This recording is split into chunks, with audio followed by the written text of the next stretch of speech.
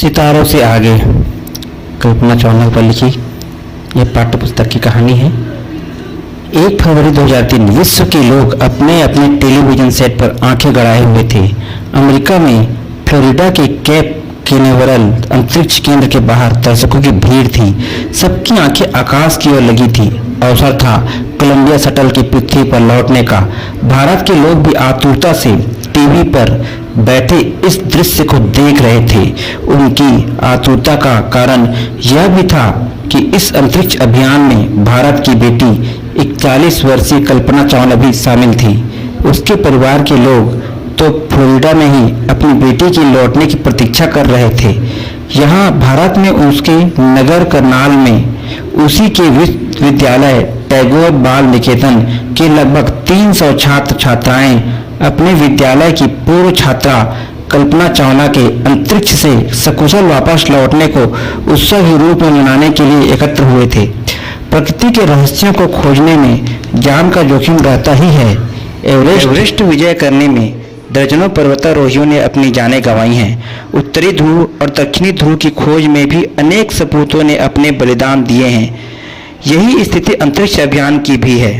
जब एक अभियान पूरी तरह सफल न हो जाए तब तक अंतरिक्ष यात्रियों, अंतरिक्ष केंद्र के संचालकों, दर्शकों के हृदय में धुकधुकी लगी रहती है।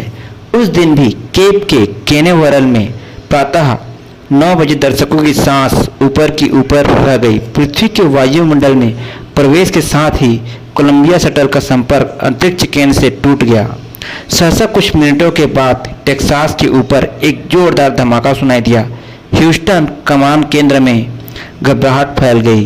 कोलंबिया स्पेस शटल में सवार सभी 7 अंतरिक्ष यात्रियों के शरीर के चिथड़े चिथड़े होकर अमेरिका की भूमि पर यहाँ वहाँ बिखर गए। भारत ने उस दिन अपने जाज्वल्यमान नक्षत्र कल्पना चावला को खो दिया। समूचे देश में, विशेष रूप से करनाल में शोक की लहर दौड़ गई। टैगोर बाल निकेतन में आयोजित होने वाला उत्सव शोक सभा में परिवर्तित हो गया। इस हादसे से 1 अरब से अधिक देशवासियों के चेहरे मुरझा गए। करनाल की यह विलक्षण बेटी सफलतापूर्वक एक यात्रा पूरी कर चुकी थी, लेकिन दूसरी यात्रा में वही दुबली पतली लड़की अपनी मधुर मुस्कान और दृढ़ संकल्प के साथ अपने सपनों को साकार न कर पाई। कल्पना के जीवन की यह कहानी करनाल से प्रारंभ हुई और अंतरिक्ष में समाप्त हुई। आओ इस कहानी का प्रारंभ देखें। बनारसी दास चावला भारत विभाजन के बाद पाकिस्तान से भारत आकर करनाल में बसे थे। सन 1961 में यही कल्पना का जन्म हुआ था। बनारसी दास चावला की यह चौथी संतान थी। माता पिता अपनी दुलारी बेटी को मोटू कहते थे। शिक्षा के क्षेत्र में मोटू का परिवार काफ़ी आगे था।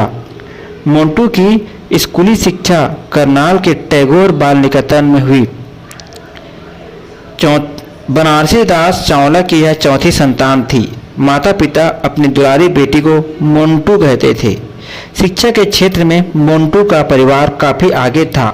मोंटू की स्कूली शिक्षा करनाल के टैगोर बाल निकेतन में हुई। गर्मी के दिनों में रात को खुले आसमान में तारागणों की ओर निहारती हुई कल्पना नक्षत्र लोक में पहुंच जाती थी। शायद यहीं से उसे अंतरिक्ष यात्रा की सूझी थी। जागरूक पिता ने अपनी प्यारी बेटी मोंटू की रुचि को भांप लिया था और जब वह 8वीं कक्षा में थी तभी उसे पहली उड़ान कराई थी।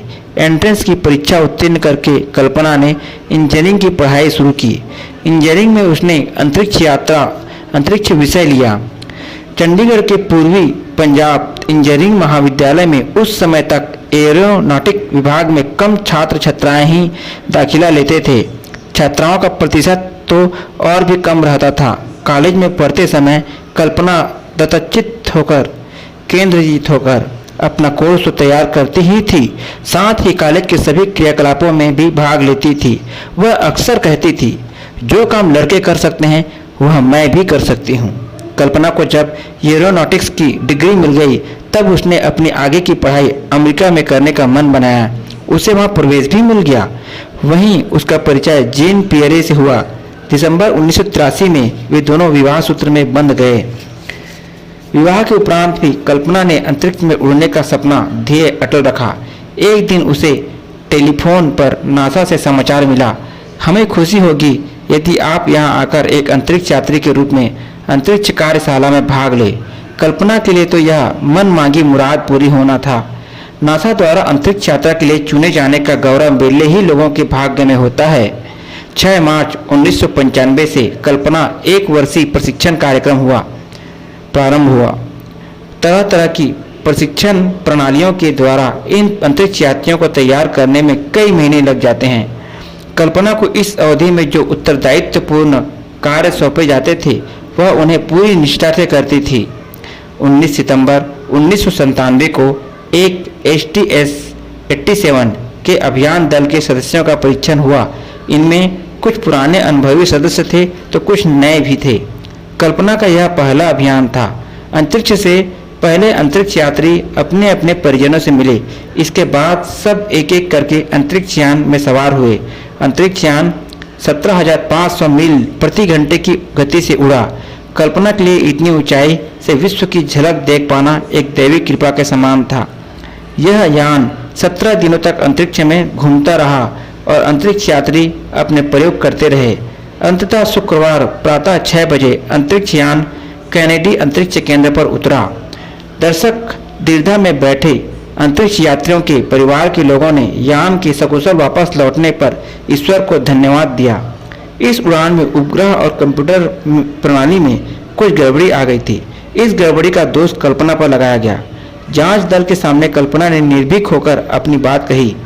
कल्पना के तर्क से सहमत होकर जांच दल ने उसे पूर्ण रूप से दोष मुक्त कर दिया। अतः उसे इसके बाद दूसरे अभियान के लिए भी चुना गया।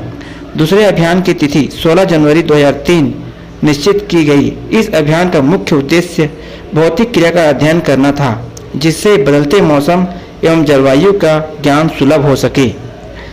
अपने निर्धारित समय पर यह अभियान चला। इस अभियान में कल्पना अपने साथ संगीत की कई CD ले गई थी। इस अभियान में अनेक धर्मों के अंतरिक्ष यात्री भाग ले रहे थे और वहां सर्वधर्म समभाव का माहौल बन गया था।